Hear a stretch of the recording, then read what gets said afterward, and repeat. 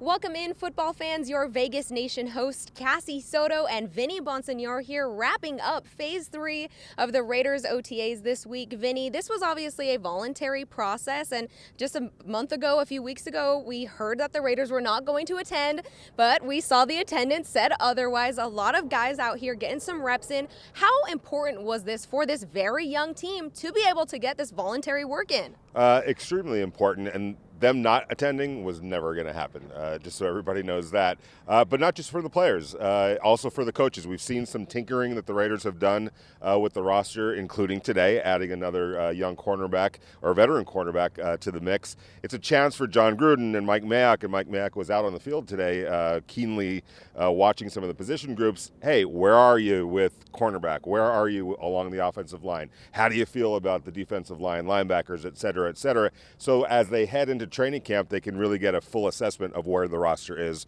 right now. And like I said, they've already made some tinkering with that roster, which indicates that there's some concern with some position groups. Maybe some guys aren't flashing or showing up the way they want them to.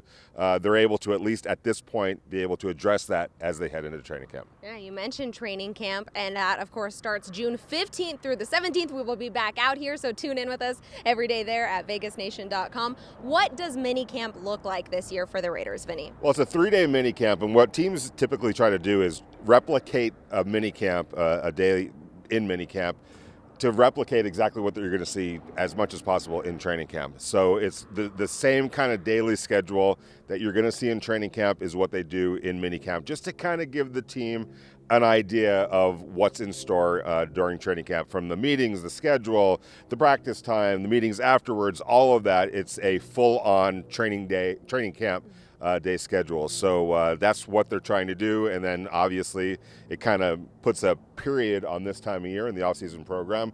Then it allows guys to have about a month or so off before the real season begins. Yeah, that's right. Late July. Yeah, well, wrapping up things here for today, Vinny, you actually asked defensive tackle Solomon Thomas sort of where the team stands on vaccinations. We obviously know that COVID restrictions will play a part in minicamp and training camp if teams are not vaccinated, if players are not vaccinated. What do you think about the answer that he gave you?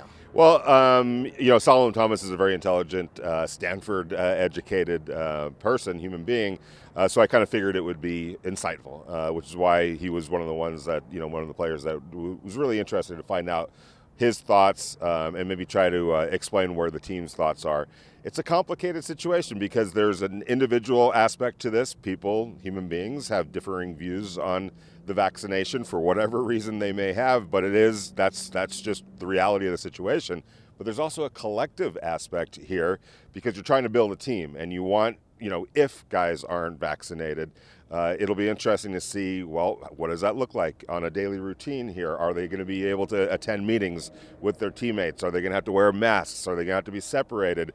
How does that play out? And so, and also there's a competitive nature or competitive aspect to it.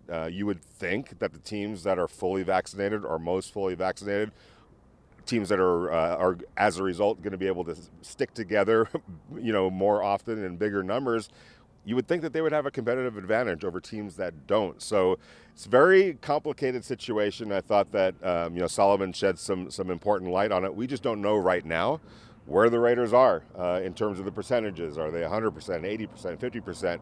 We're going to try to find that out in these days ahead. But it's something to keep an eye on as the season approaches. Yeah. Well, that will do it for Phase 3 of OTAs for us. I believe the Raiders have one more day, but we will be back next week, June 15th through the 17th, bringing you everything from mandatory minicamp. Until then, give Vinny a follow on Twitter. Give me a follow. Heck, why not? On Twitter as well. And follow us along at vegasnation.com. We'll be back, and we'll see you then.